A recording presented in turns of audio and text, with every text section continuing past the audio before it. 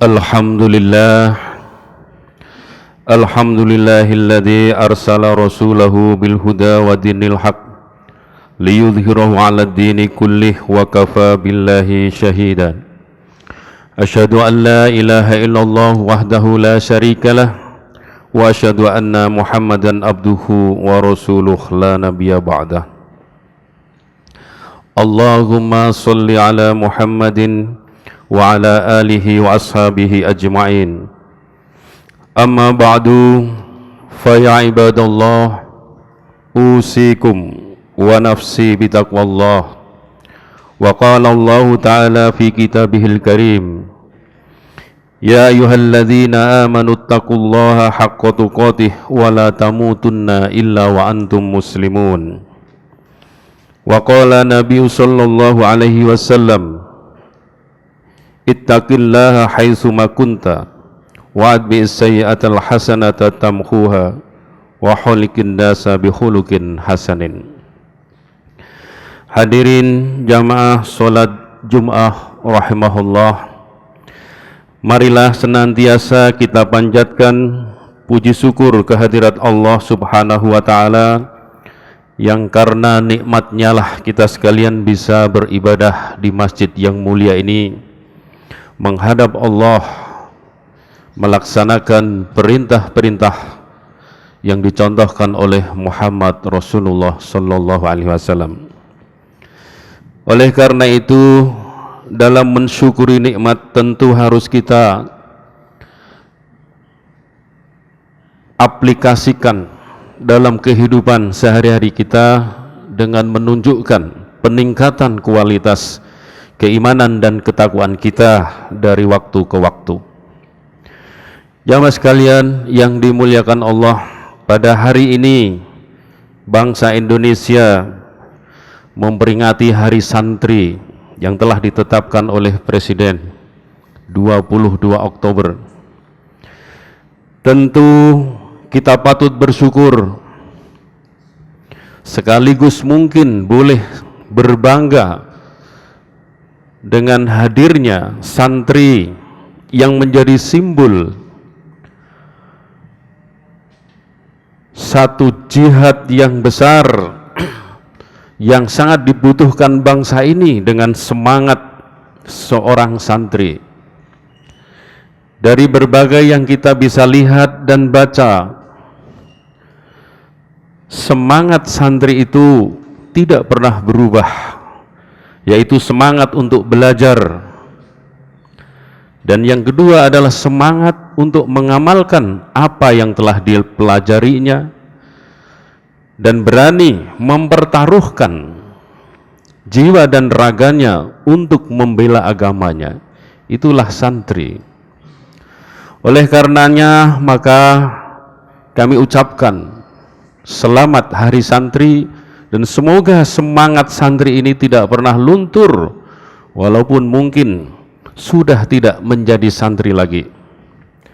Akan tetapi para alim, para ulama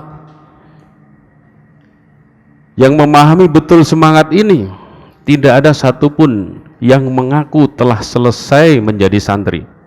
Walaupun mereka sungguh sangat alim, kita kenal, tetapi selalu masih mengaku sebagai santri.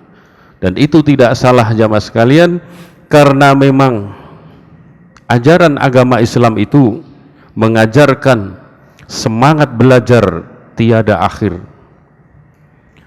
Long life education itu hanya ada di dalam ajaran agama Islam. Oleh karena jamaah sekalian, tentu apa yang diharapkan dari dicanangkannya Hari Santri itu adalah terus menggelorakan semangat belajar bagi bangsa ini, semangat taat pada pelaksanaan ajaran agama, dan semangat keberanian untuk berkorban menegakkan agama. Itulah esensinya. Terlebih lagi bulan ini masih berada pada bulan di mana Nabi Muhammad sallallahu alaihi wasallam dilahirkan. Santri-santri yang baik adalah santri yang bisa menauladani Rasulullah Muhammad sallallahu alaihi wasallam. Karena target akhir dari para santri tentunya akan menjadi pewaris Nabi, menjadi alim, dan para ulama itulah yang mewarisi apa yang telah ditinggalkan oleh Nabi Muhammad sallallahu alaihi wasallam. Oleh karena itu jamaah sekalian, kalau pada bulan ini di sekeliling kita ramai sekali banyak peringatan, memperingati Maulid Nabi dan seterusnya, itu adalah bagian dari kegembiraan umat yang tujuannya adalah menggelorakan semangat belajar, semangat menjalankan agama sebagaimana yang dicontohkan oleh Nabi Muhammad sallallahu alaihi wasallam.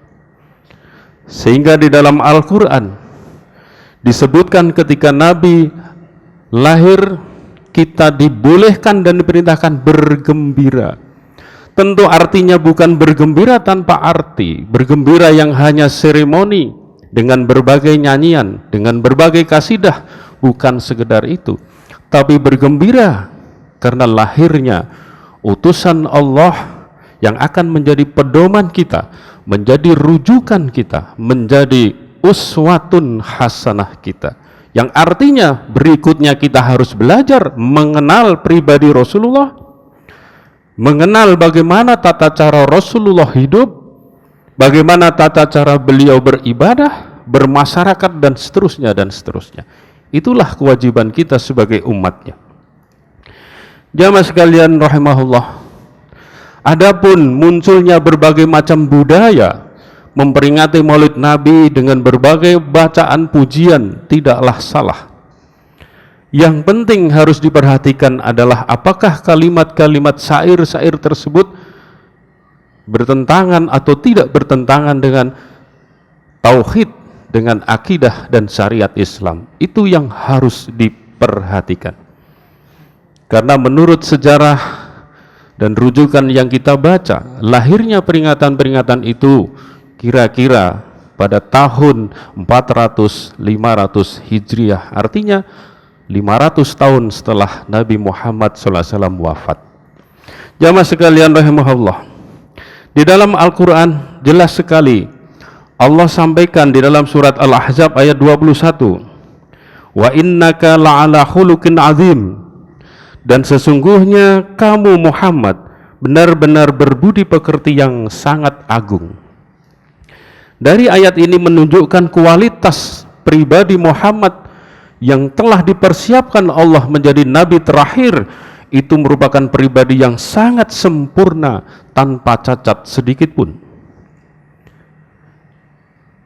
Ini menunjukkan kalimat perintah, lihatlah Muhammad, contohlah Muhammad. Seperti itu kira-kira. Ditambah lagi di dalam surat Al-Ahzab 21 tadi, maaf yang di depan tadi surat Al-Qalam ya, ayat 4. Laqad kana lakum fi Rasulillahi uswatun hasanah liman kana yarjullaha yaumil akhir wa dzakarallaha katsiran. Bahwa sesungguhnya telah ada pada diri Rasulullah Muhammad itu suri tauladan yang sangat baik bagi orang yang mengharap rahmat Allah dan mengharap kedatangan hari akhir, serta dia banyak berzikir kepada Allah Subhanahu wa ta'ala. Nah jamaah sekalian, dari dua ayat ini saja, tentu masih banyak ayat yang lain, ini menunjukkan kata perintah dari Allah supaya rujukan kita dalam kehidupan ini adalah Muhammad Rasulullah. Kalau kita punya idola-idola lain dalam kehidupan dunia, dalam pola fikir kita, dalam berbagai macam teori, misalnya ilmu sosial, kemasyarakatan dan seterusnya, atau filsafat sekalipun, maka kalau kita orang beriman, konsekuensinya adalah Muhammad nomor satu. Yang lain silahkan dipertimbangkan, tetapi kewajiban kita adalah Muhammad nomor satu. Kadang-kadang jamaah sekalian, kita sedih mendengar seorang muslim tetapi cara berfikirnya bukan seperti cara berfikir Muhammad Rasulullah, tetapi orientalis-orientalis yang jalurnya sudah bukan jalur iman, tetapi jalur-jalur yang lain. Begitu pula idola dalam kehidupan kita. Bagaimana mengenalkan Muhammad pada keluarga kita, pada anak kita, pada keturunan saudara kita, sehingga anak kita juga akan mengidolakan Muhammad. Maka perlu kiranya kita pikirkan bagaimana pola yang sederhana yang bisa diterima oleh generasi kecil-kecil itu untuk mencintai Muhammad sejak dari kecil. Maka mungkin kita ajarkan juga bagaimana akhlak dan perilaku Muhammad kecil. Sesuai dengan usia anak-anak kita, mungkin cucu-cucu kita, kita jelaskan Muhammad ketika kecil seperti ini. Kamu juga coba contoh dia, misalnya begitu. Dan jamaah sekalian, tentu kita harus cerdas, bisa memberikan itu kepada keluarga kita, karena panutan awal itu menjadi pijakan penting dalam kehidupan mereka. Jamaah sekalian rahimakumullah, oleh karena itu, bagaimana sikap kita sebagai muslim terhadap Muhammad Rasulullah? Tentu harus merujuk kepada ajaran Islam. Di dalam beberapa hadis kita temukan bahwa sikap yang pertama kita sebagai umat Muhammad adalah mencintai Allah dan Rasulullah Muhammad itu melebihi yang lain. Jadi ketika kita memiliki kecenderungan atau kecintaan kepada sesuatu, maka pikirkan apakah ini akan melebihi cintanya kepada Allah dan Rasulnya atau tidak. Mungkin kecintaan kita kepada ilmu, sehingga kemudian kita menuhankan ilmu, seolah Tuhan jadi tidak ada. Atau kecintaan kita kepada kedudukan dan jabatan, sehingga juga akan menghilangkan agama, menghilangkan Tuhan, menghilangkan ketaatan ibadah dan seterusnya. Atau kecintaan kita kepada harta, atau bahkan kecintaan kita kepada hawa nafsu kita sendiri. Jamaah sekalian yang dimuliakan Allah, dalam sebuah hadis Nabi Muhammad SAW sampaikan, salasun man kunna fihi wajada halawatal iman. Ada 3 hal yang kalau kita miliki, kita akan merasakan syahdunya iman. Yang pertama adalah ayyakunallahu wa rasulahu ahabba ilaihi mimma siwahuma. Bahwa kalau Allah dan Rasulnya lebih dicintai dari segalanya atau dari yang lainnya. Hadis ini dari Anas, diriwayatkan oleh Bukhari dan Muslim.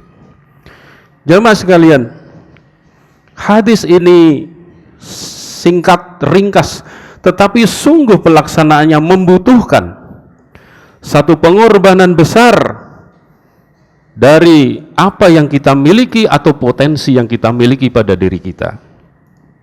Ketika kita bisa menempatkan Allah dan Rasulnya menjadi yang nomor 1 pada alam pikiran kita, pada diri kita, pada semangat kita, maka kita harus berani menyingkirkan yang lain. Karena sering kita temukan ketika kita ingin mencintai Allah dan Rasulnya secara penuh, maka kita akan kehilangan kedudukan, kita akan kehilangan jabatan, mungkin juga akan kehilangan kesempatan dalam kekayaan. Nah, jamaah sekalian, memang konsekuensi iman itu sungguh sangat berat bagi orang yang belum ikhlas dalam beriman. Maka dari itu, sikap muslim terhadap Rasulullah yang pertama ini, mencintai Allah dan Rasulullah melebihi yang lainnya, haruslah terus kita upayakan. Yang kedua, jamaah sekalian, sikap kita haruslah mengikuti Rasulullah Muhammad SAW secara total. Sekali lagi, secara total. Sebab apa? Sebab iman itu menuntut totalitas. Berislam itu menuntut totalitas. Udkhuluha fis silmi kafah. Niatnya harus total. Walaupun mungkin hasilnya belum bisa sempurna atau total, tetapi kalau niatnya sudah total, insya Allah kita akan terus berupaya selalu menjadi lebih baik, selalu menjadi lebih baik, dan selalu menjadi lebih baik. Di dalam Al-Quran surat Ali Imran, Allah subhanahu wa ta'ala firmankan, Qul in kuntum tuhibbunallah fattabi'uni yuhibbukumullah wa yaghfir lakum dzunubakum wallahu ghafurur rahim. Katakanlah Muhammad, jika kamu mencintai Allah, maka ikutilah aku. Aku di sini adalah Muhammad Rasulullah. Niscaya Allah akan mencintaimu dan mengampuni dosa-dosamu. Dan Allah Maha Pengampun lagi Maha Penyayang. Jamaah sekalian, bukti kita mencintai dan beriman kepada Allah harus mengikuti Muhammad Rasulullah. Artinya iman itu harus dibuktikan dengan pelaksanaan, dan pelaksanaannya harus merunut pada Nabi Muhammad sallallahu alaihi wasallam. Tidak boleh mengarang sendiri, tidak boleh membuat ibadah sendiri, tidak boleh merekayasa ibadah sendiri. Jamaah sekalian rahimahullah, beberapa contoh hadis-hadis yang memerintahkan supaya kita mengikuti Rasulullah itu cukup banyak ya dalam hal ibadah. Misalnya dalam hal sholat, Rasulullah sampaikan, Sallu kama ra'aitumuni usolli. Sholatlah kamu sebagaimana kamu melihat aku sholat. Kita tidak boleh mengganti bahasa di dalam sholat misalnya. Kita tidak boleh menukarkan jumlah rakaat di dalam sholat. Karena subuh masih pagi, sekalian olahraga, saya kasih 4 rakaat. Karena zuhur itu siang panas, saya ganti 2 rakaat. Tidak boleh seperti itu, walaupun akhirnya jumlahnya tetap 17 rakaat. Di dalam ibadah haji, Rasulullah juga perintahkan, khudh anni manasikakum. Ambillah tata cara aku melakukan manasik. Tidak boleh kita karang sendiri. Tawaf mengelilingi Ka'bah cukup 7 kali. Karena asiknya, nikmat, dia lakukan 7 kali 7 misalnya. Nah, ini sebagai contoh saja. Apalagi kemudian membuat tata cara baru yang dulu tidak ada zaman Nabi Muhammad sallallahu alaihi wasallam. Bagaimana kalau alasannya tidak ada larangan? Ya tentu tidak dilarang karena waktu itu tidak ada. Nah, demikianlah jamaah sekalian. Sikap iman kepada Rasulullah ini juga mengandung konsekuensi dan harus berhati-hati dalam mengikuti. Oleh karena itu, belajar menjadi kunci supaya kita bisa mengamalkan agama dengan benar. Dan yang ketiga, sikap muslim terhadap Rasulullah adalah mentaati Rasulullah. Mencintai, mengikuti, dan kemudian mentaati. Di dalam surat Ali Imran 32, Allah firmankan, Qul ati'ullah war rasul fa in tawallaw fa innallaha la yuhibbul kafirin. Katakanlah Muhammad, taatilah Allah dan Rasulnya. Jika kamu berpaling, maka ketahuilah bahwa Allah tidak menyukai orang-orang yang kafir. Nah, jamaah sekalian, oleh karena itu, maka marilah kita terus berupaya meningkatkan kualitas iman dan takwa kita ini dengan memperbaiki kualitas amal kita, baik ibadah kita maupun amal-amal soleh kita yang lain, ibadah khusus maupun ibadah yang umum. Tetapi ingat, rujukan kita adalah apa yang dicontohkan, dilaksanakan oleh Nabi Muhammad sallallahu alaihi wasallam, bukan yang lain. Insya Allah dengan demikian kita betul-betul menunjukkan kecintaan yang penuh. Kita lakukan sholawat sebagaimana perintah Allah juga di dalam Al-Quran surat Al-Ahzab, Innallaha wa malaikatahu yusholluna 'alan nabi ya ayyuhalladzina amanu shollu 'alaihi wa sallimu taslim. Ya, kita lakukan sholawat itu. Jamaah sekalian yang dimuliakan Allah, bagaimana bacaan sholawat yang lain? Ikuti saja apa yang disampaikan Nabi. Yang terlengkap dan terbaik tentu adalah sholawat yang pernah diajarkan Nabi. Minimal kita baca dalam tahiyat kita terakhir ada bacaan sholawat yang lengkap sebagaimana diajarkan Nabi. Jamaah sekalian rahimahullah, maka dari itu marilah kita ekspresikan jiwa semangat keagamaan kita ini dengan benar dalam tatanan kehidupan bermasyarakat kita. Semangat terus belajar, semangat mengamalkan apa yang kita pelajari, dan semangat memperjuangkan ajaran-ajaran Islam harus terus ada pada diri kita, sebagaimana semangat para santri yang hari ini diperingati. Aqulu qouli hadza fastaghfiruh li wa lakum wa lisairil muslimina wal muslimat fastaghfiruh innahu huwal ghafurur rahim.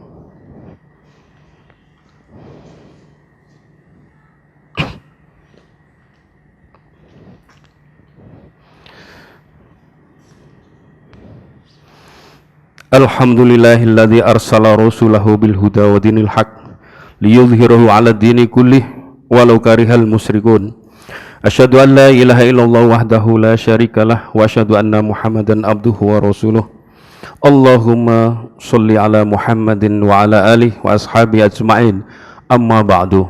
Jamaah sekalian rahimahullah, akhirnya marilah kita berdoa semoga Allah Subhanahu wa taala memberikan keteguhan iman, memberikan kesehatan dan kekuatan fisik, sehingga kita bisa terus belajar untuk memperbaiki kualitas diri dan terus bisa mengamalkan ajaran-ajaran Islam sebagaimana yang dicontohkan Rasulullah Muhammad SAW, dan kemudian mampu beramal solih sebagai buah dari keimanan kita dan membawa manfaat pada masyarakat lingkungan kita. Bismillahirrahmanirrahim. Innallaha wa malaikatahu yusholluna 'alan nabi ya ayyuhalladzina amanu shollu 'alaihi wa sallimu taslima. Allahumma sholli 'ala Muhammad wa 'ala ali Muhammad kama shallaita 'ala Ibrahim wa 'ala ali Ibrahim innaka Hamidum Majid. Allahumma ighfir lil mu'minina wal mu'minat wal muslimina wal muslimat al ahya'i minhum wal amwat innaka sami'un qaribun mujibud da'wah. Rabbana ighfir lana wa li ikhwanina alladhina sabaquna bil iman wa la taj'al fi qulubina ghillan lil ladzina amanu Rabbana innaka ra'ufur rahim. Rabbana la tuzigh qulubana ba'da idh hadaitana wa hab lana min ladunka rahmatan innaka antal wahhab. Allahumma anzil alaina min barakatis samai wa ahradil lana min khairatil ardh wa barik lana fi thimarina wa judu'ina wa kulli azwajina ya dzal jalali wal ikram. Rabbana atina fid dunya hasanatan wa fil akhirati hasanatan wa qina adzabannar. Innallaha ya'muru bil adli wal ihsan wa ita'i dzil qurba wa yanha 'anil fahsya'i wal munkar wal baghi ya'idukum la'allakum tadhakkarun wa la dzikrullahi akbar.